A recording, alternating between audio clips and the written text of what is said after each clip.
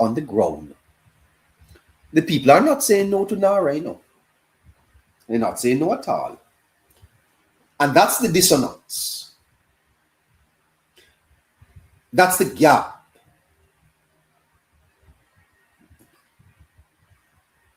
There's a gap between Parliament and the pavement.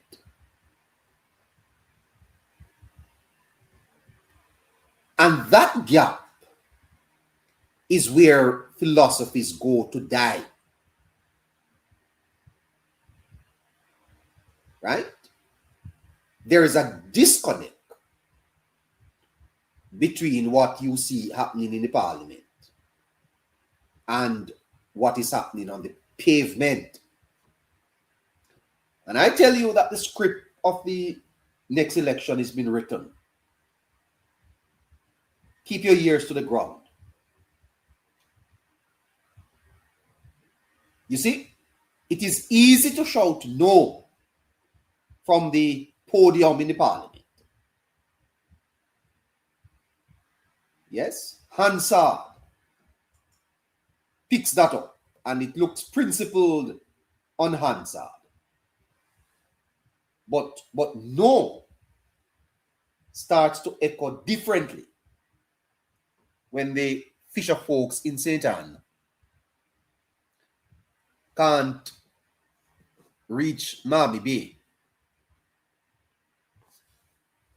When the mother in Flankers asks if Providence Beach will ever be hers again. When the whole country is just asking, when do we start? And there are quiet whispers, I can tell you. There are quiet whispers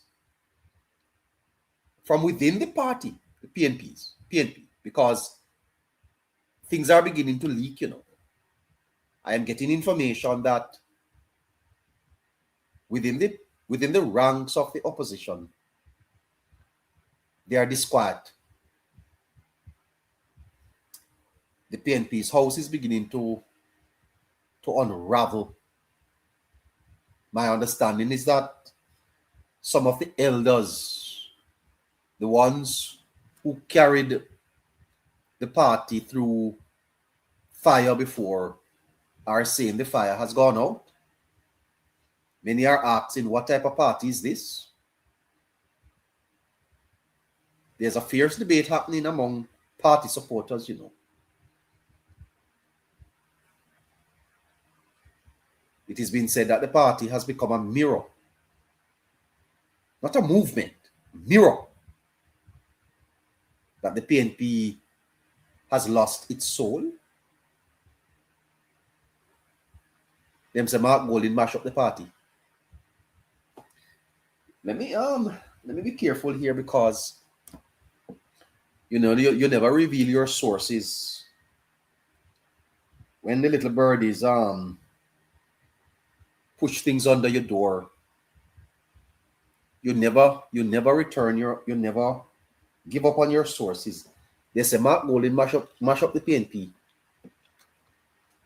PNP turned up on NaRRA's party, and it's no longer speaking up for and behalf of the people of Jamaica.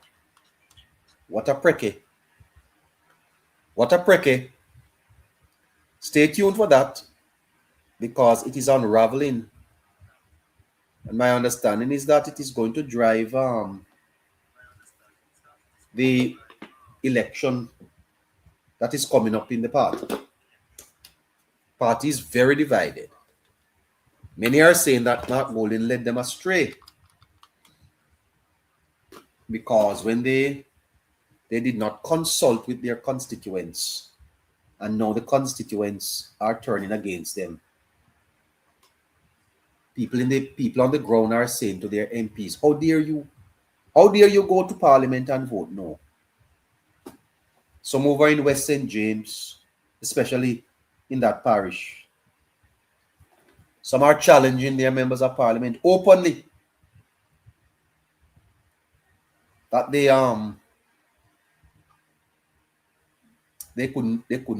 vote no. So they are saying that the party has become a mirror. tap and share, please. Share the live, tap the screen, send a gift. Today's Friday. That the party is more concerned about protecting its leader, Mark Golding, than reflecting the will of the people. That is what is being said. That the party is protecting Mr. Golding and they don't business with the people. That at the very moment the nation screams Reconstruction, the party seem to be playing calculation. That's what I'm being told. You know, let me provoke you a little. Because what happens when a party's instinct for survival overrides a country's instinct for revival? I provoke you with that question. The instinct for survival versus the instinct for revival. The party wants to survive.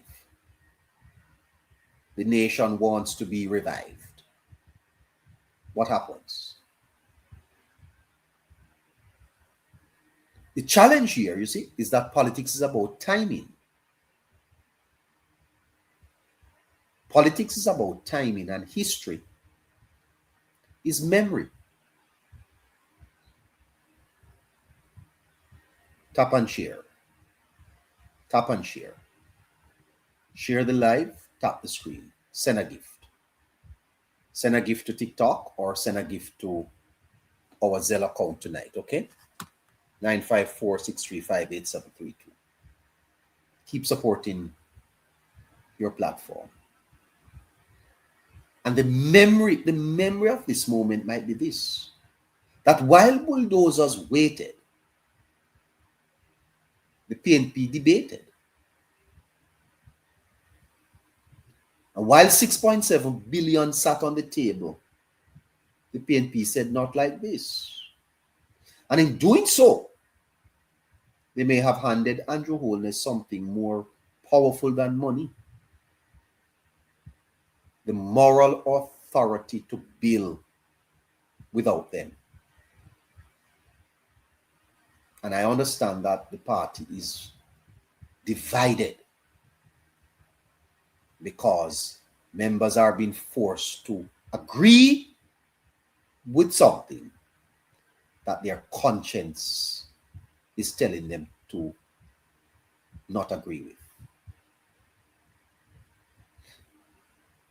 It's the difference between courage and cage. One high-ranking member of the party, I understand, threatened to resign, but was persuaded because of the disquiet. They feel caged because it has been said that it's about protecting Mark Golding. The difficulty is, that if your supporters are not cheering in the streets, then you are not leading them, you are leaving them. If your supporters are not cheering in the streets, then you're not leading, you're leaving. And that is a problem that is happening here now. That the supporters are leaving the party. You see what is happening to the Conservative Party in the United Kingdom? In the United Kingdom, they had their local elections last night. And based on the results coming out of the United Kingdom, Nigel Farage's Reform Party is now the largest party in the United Kingdom.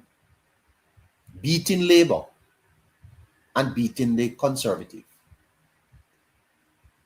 And the pundits in the United Kingdom are saying that if it were a general election, Nigel Farage would be Prime Minister.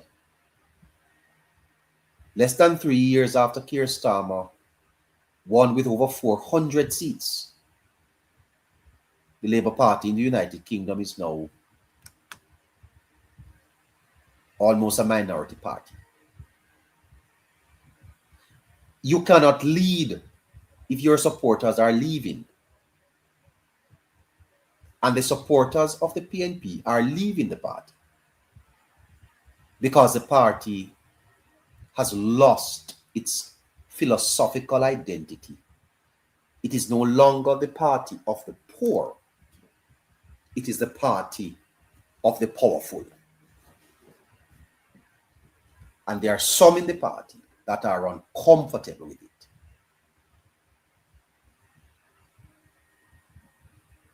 Because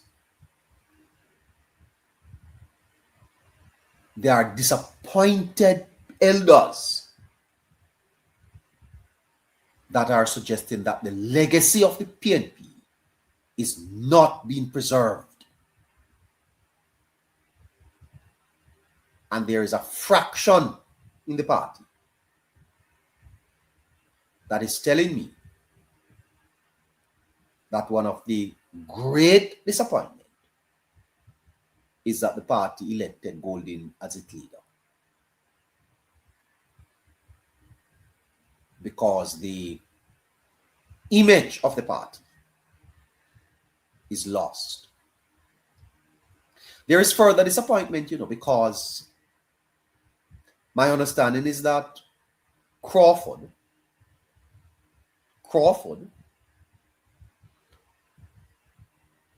that there are serious considerations that he could emerge as a strong contender. But he doesn't have the backing of some senior members of the party. And attempts to get them into his corner have failed.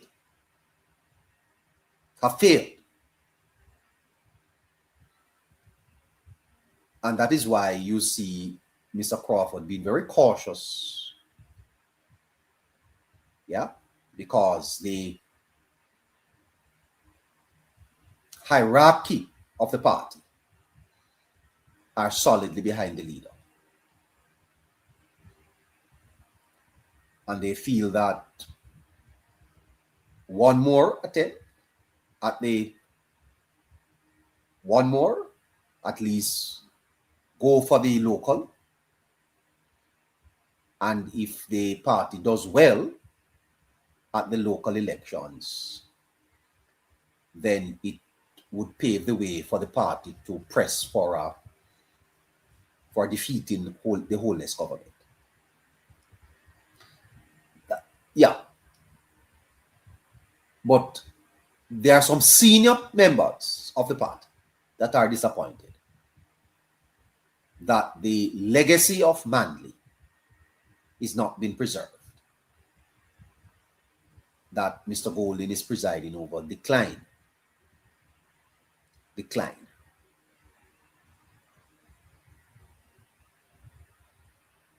So we have to ask some questions tonight. Is the PNP defending democracy or defending distance from power? Is the opposition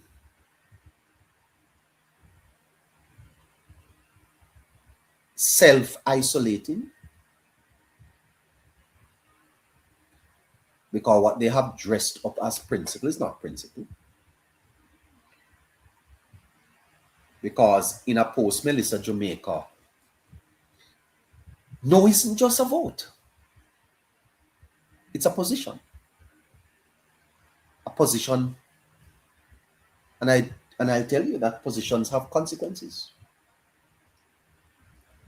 And the most dangerous consequence of all is becoming irrelevant to the very people you swore to represent. The PNP has dealt a devastating blow to its political image. It is hurting itself.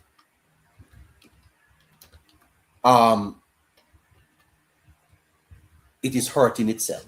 And I cannot understand why. 6:30 a.m. There is not revolt against this. But I understand that those persons who dare to speak are always, shut down. Let me take you to the parliament and share with you a little of what came out there today from the government side. Now, I'm going to introduce you to one of the government speakers, not one that has a national profile, but I found her presentation to be Senator Scott Motley. Very, very thorough.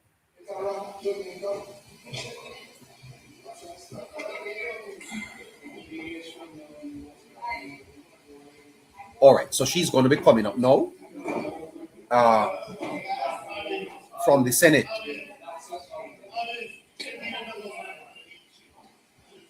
Senator Rose Bennett Cooper.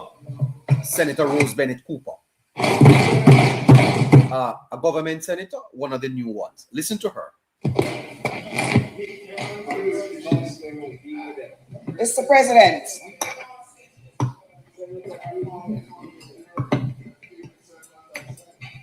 may it so please you, Mr. President. Mr. President, I considered long and hard how I would address the issue of NaRRA today, because there are many approaches that could be taken. And I have listened carefully all day to all that has been said.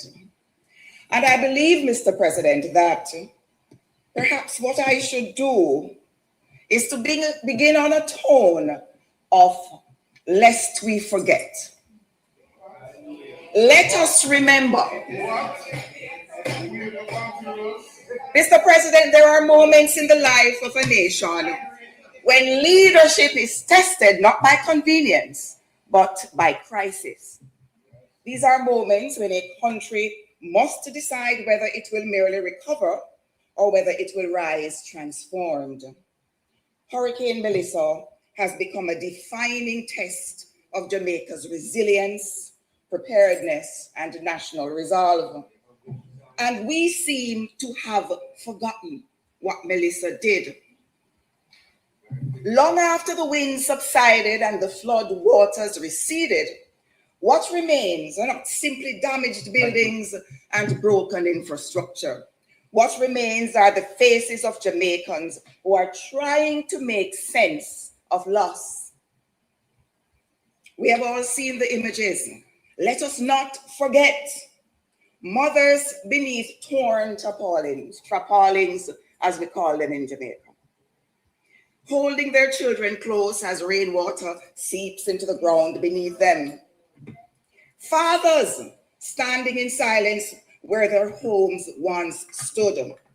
Roof gone, walls broken, everything exposed. Let us not forget. Children staring at the remains of their school, their books ruined, their bags covered in mud, and their routines just completely shattered. We seem to have forgotten. Many of us, perhaps not all, have seen the images of entire communities being cut off. No roads, no bridges, no access. The only thing they have is uncertainty. Mr. President, these are not isolated tragedies. They are part of a national pattern that Jamaica has endured for generations. And yet, Mr. President, Hurricane Melissa has changed the scale of the conversation entirely. And that is a big part of what NaRRA is about. Let us not forget.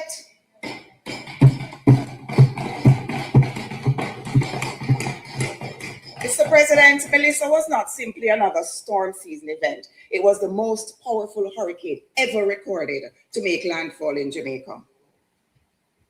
Planning Institute of Jamaica estimates that the damage and losses associated with the passage of the hurricane total around 1.95. All right.